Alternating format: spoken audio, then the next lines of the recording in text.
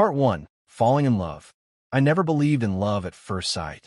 I believed in slow things, familiar things, the kind of love that grows quietly until one day you realize it's everywhere. I met Emily Carter in Portland, Oregon, 6 years ago. Nothing dramatic. No sparks, no movie moment. We were both standing in line at a coffee shop, complaining about the rain like every other person in that city.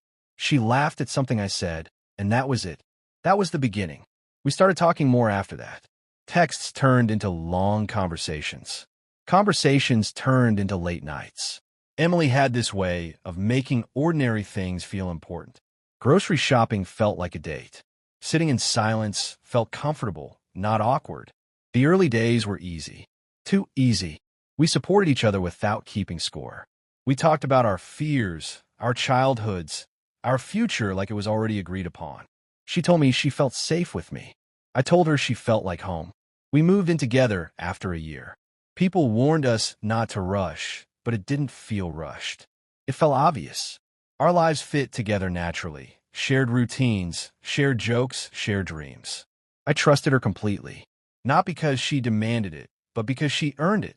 Looking back, that's the part that hurts the most. There was no pretending in the beginning. The happiness was real. The love was real. Or, at least, it felt real to me. I genuinely believed we were building something that would last. I imagined growing old with her. I imagined a future so clearly that it felt inevitable. I didn't know that this was the part of the story I'd replay the most later. Not because it was perfect, but because it was the moment before everything started to fall apart.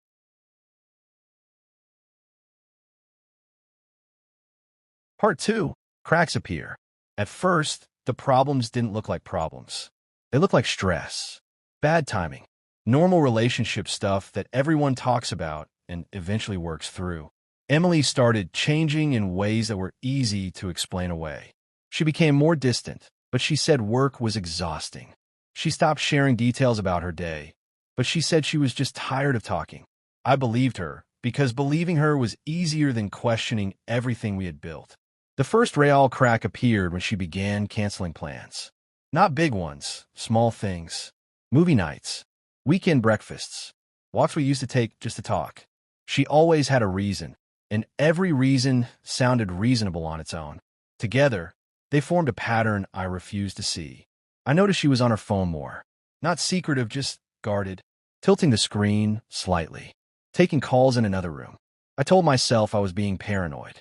I didn't want to be that person who turns love into suspicion. Friends asked if everything was okay between us. I said yes without thinking.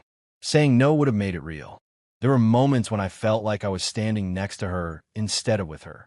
Like something invisible had slipped between us. When I brought it up, she'd smile and say, "You're overthinking."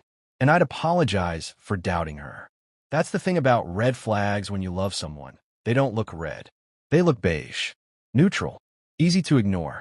I kept telling myself this was just a phase. That love isn't always exciting. That commitment means staying when things feel off, not running at the first sign of discomfort. I didn't realize I wasn't staying strong. I was slowly teaching myself to accept less than I deserved. And I had no idea how much worse it was about to get.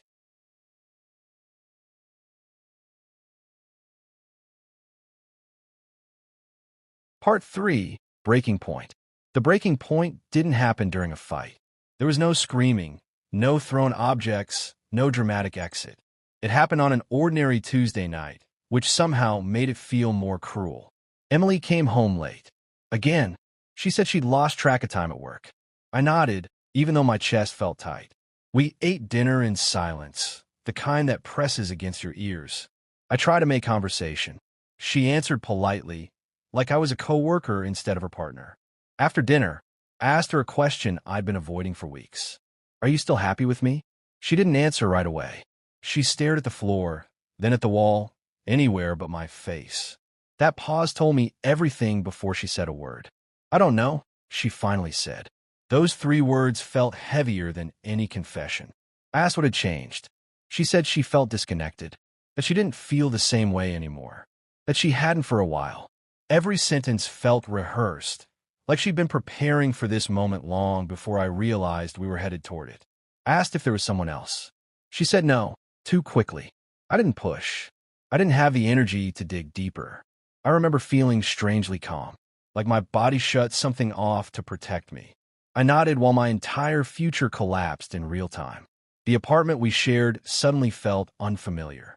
The person in front of me felt distant and unreachable. That night, she slept on the couch. I lay awake in our bed, staring at the ceiling, replaying every ignored warning sign like a punishment. The breaking point wasn't loud. It was quiet. It was the moment I realized I was fighting for something she had already let go of, and no amount of love on my side could change that.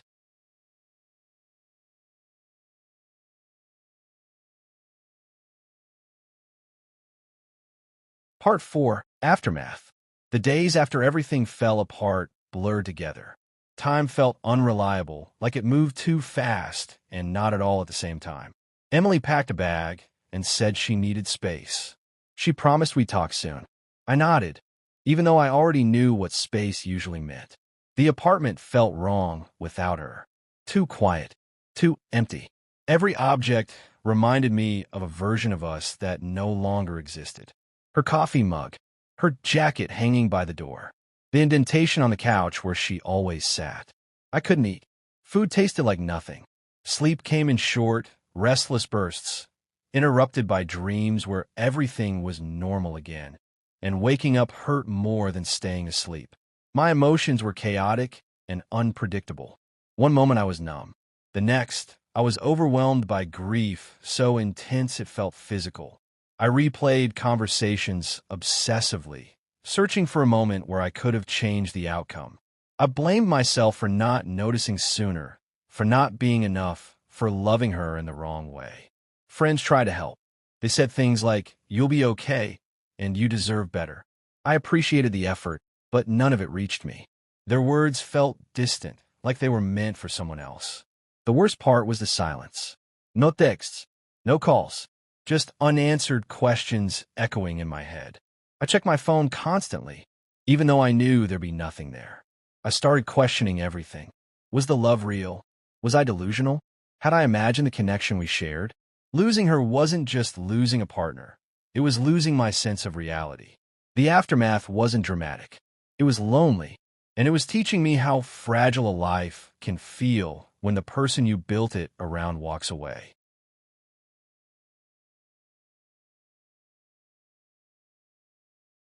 Part 5. Acceptance.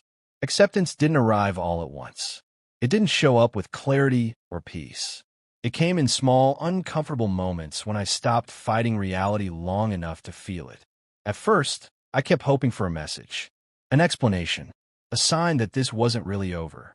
I told myself that closure would come from her, that I just needed one honest conversation to make sense of everything. It never came. Weeks passed, and silence became the answer I didn't want to accept. I started realizing that waiting was keeping me stuck. I wasn't grieving the relationship. I was suspended inside it, unable to move forward because I refused to let go. The hardest truth was understanding that love doesn't guarantee permanence. You could do everything right and still lose someone. That realization was terrifying, but also strangely relieving. It meant the ending wasn't entirely my fault. I stopped rereading old messages. I packed away her things instead of treating them like relics. I allowed myself to cry without immediately apologizing to myself for being weak. Acceptance felt like choosing not to chase someone who had already chosen to leave. It didn't mean I was okay. It meant I was honest. I accepted that the future I imagined with Emily wasn't going to happen. I accepted that some questions would remain unanswered. I accepted that loving someone deeply doesn't protect you from pain. And in accepting all of that, something subtle shifted. I wasn't healed, but I was finally facing the truth instead of running from it. And that made all the difference. Part 6. New beginning. The first step. I didn't wake up one morning feeling better. There was no sudden clarity, no moment where the pain disappeared. What changed instead was smaller, almost invisible. One day, I realized I hadn't thought about Emily for a full hour. That terrified me more than it comforted me.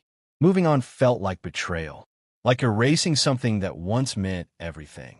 I worried that if the pain faded, it would mean the love wasn't real to begin with. But pain isn't proof of love, it's proof of loss. My new beginning started quietly. I cleaned the apartment properly for the first time since she left. I rearranged the furniture so it no longer felt like her space. I deleted our shared calendar. Small actions, but each one felt like reclaiming territory. I started going on walks alone, without headphones. Just me and my thoughts. At first, all I thought about was her.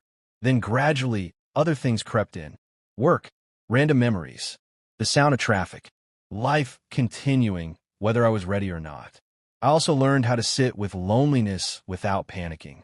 Not every empty moment needed to be filled. Not every silence meant something was wrong.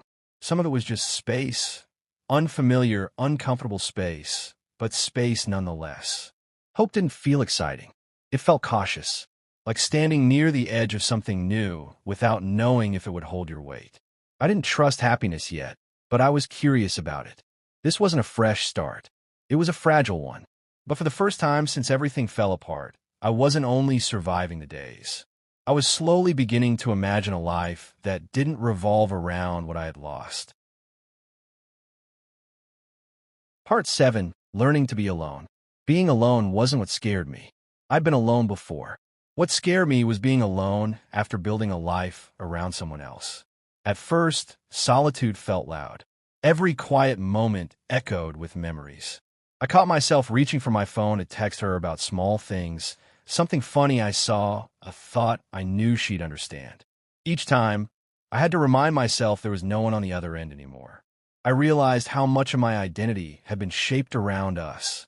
Decisions, routines, even opinions had been filtered through what worked for the relationship. Without that framework, I felt unanchored, like I was starting over without a map. So I forced myself to sit in it. I ate dinner alone instead of ordering takeout just to avoid the table. I went to places we used to go together and stayed long enough for the discomfort to fade. I stopped filling every evening with noise just to drown out my thoughts. Slowly, something unexpected happened. The loneliness softened. It didn't disappear, but it stopped feeling like an emergency. I began to notice things about myself I'd forgotten. The way I liked my mornings quiet, the music I played when no one else was around, the opinions I held without needing agreement. Being alone stopped feeling like punishment. It became a reset.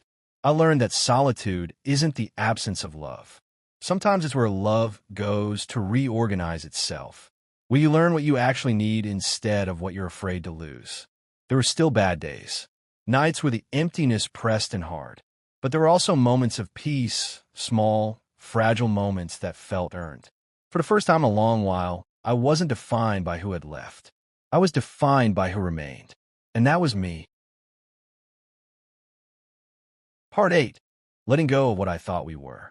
Letting go wasn't about forgetting Emily. It was about releasing the version of us that only existed in my head. For a long time, I held on to an idea that if things had gone slightly differently, we would have made it. If I'd noticed sooner, if I tried harder, if she'd communicated more. That if became a trap. It kept me stuck in a parallel reality that never happened. I started to understand that the relationship I missed wasn't the one we had at the end. It was the one we had in the beginning, or maybe the one I believed we were building. That realization hurt, but it also brought clarity. I went back through memories more honestly this time, not to torture myself, but to see them clearly. The distance, the imbalance, the moments where I felt alone even when she was right there. I stopped romanticizing the past just because the present hurt. Letting go meant accepting that love can be real and still not be enough. It meant admitting that I was holding on to potential, not reality. And potential can't love you back. The day I finally stopped checking her social media felt strangely anticlimactic. No big emotional release. Just a quiet decision that I didn't need updates on a life that no longer included me. I stopped asking myself why I wasn't chosen. I started asking myself why I stayed when I wasn't being met halfway. That shift changed everything. Letting go wasn't an act of weakness. It was an act of respect for myself, for the truth, and for the love I deserved but wasn't receiving. And with every piece of the past I released, I made room for something else. Something unknown. Something new. Part 9. The quiet after the storm. After the worst of the pain passed, I expected relief. Instead, I found quiet. Not peaceful quiet, just empty. The emotional chaos had burned itself out, leaving behind a stillness I didn't know how to fill. I wasn't crying every day anymore. I wasn't replaying every conversation on a loop. But without the intensity of heartbreak, I felt strangely untethered, like I'd been running on adrenaline for months and suddenly stopped. This was the stage no one talks about. Friends assumed I was better because I wasn't visibly falling apart. They invited me out, expected jokes, expected normalcy. I played along, but inside I felt disconnected, like I was watching my life from a few steps behind. I realized how much the pain had given me structure. It told me what to feel when I woke up. It gave my days a strange kind of purpose, survive this moment, then the next. Without it, I had to decide who I was becoming. I started noticing small things again. Sunlight through the window in the morning. The taste of coffee instead of just drinking out of habit. Music that didn't remind me of her. These moments didn't fix anything, but they grounded me. The quiet wasn't an enemy. It was a transition. I learned that healing isn't dramatic. It doesn't announce itself. It shows up as neutrality, as stability, as fewer emotional spikes. And that can feel uncomfortable when you're used to extremes. But the quiet meant I wasn't drowning anymore. I was floating. And even though floating didn't feel like progress, it was proof that the storm had finally passed. And I was still here to feel what came next. Part 10. Choosing myself. The real turning point didn't come from meeting someone new or having a dramatic realization. It came from a quiet decision I made one night while sitting alone in my apartment. I was tired of measuring my worth by who stayed. For so long, my self-esteem had been tangled up in the relationship, in being chosen, in being needed. When Emily left, it felt like a verdict on who I was. Like her absence meant I was somehow incomplete on my own. That belief took longer to unlearn than the heartbreak itself. I started asking myself questions I'd avoided before. What did I actually want? Not what worked for a partner. Not what kept the peace. Just me. The answers weren't dramatic, but they were honest. I wanted stability without walking on eggshells. I wanted communication without guessing games. I wanted to feel chosen without having to compete for attention. And most importantly, I wanted to stop abandoning myself just to keep someone else comfortable. So I chose myself in small, consistent ways. I said no when something drained me. I stopped explaining my boundaries like they were mistakes. I allowed myself to want more without feeling guilty for it. This wasn't about becoming hardened or cynical. It was about becoming clear. Choosing myself didn't erase the past. It didn't suddenly make everything make sense. But it gave me something solid to stand on. For the first time since the breakup, my life felt like it belonged to me again. Love hadn't failed me. I had just learned that I deserved better than half-hearted effort and quiet disappointment. And that realization changed how I saw everything that came after. Part 11. The New Beginning. I used to think a new beginning meant a fresh start with someone else. A new relationship, a new love, a new person to fill the void. But I learned that the real new beginning was something quieter. It was waking up one morning and not feeling like my chest was going to collapse. It was making plans for the weekend and not immediately picturing her in them. It was laughing at something stupid and realizing I didn't have to share every moment with someone to make it meaningful. It was living a life that didn't revolve around proving my worth. I didn't magically become someone different. I didn't wake up with a new personality or a new set of rules. I just slowly stopped letting the past control my present. I met new people. I went on dates. Some were good, some were awkward, some were painfully average. But none of them were a replacement. They were simply new chapters. And I started noticing something important. I could love again. Not because I forgot what happened, but because I chose to believe that love doesn't always end in pain. That some love is real, even when it doesn't last. That heartbreak doesn't mean I'm broken. It means I survived. The love with Emily was real in its time. The happiness was real. The future I imagined was real, just not meant to happen. I learned to be grateful for what we had without holding on to what we lost. The cracks in our love didn't ruin me. They taught me. They taught me that love isn't always a forever story. Sometimes it's a lesson, and sometimes the ending is the beginning of something better. Because I'm still here, still standing, still capable of loving. And finally, I'm starting to believe I'm capable of being loved in return.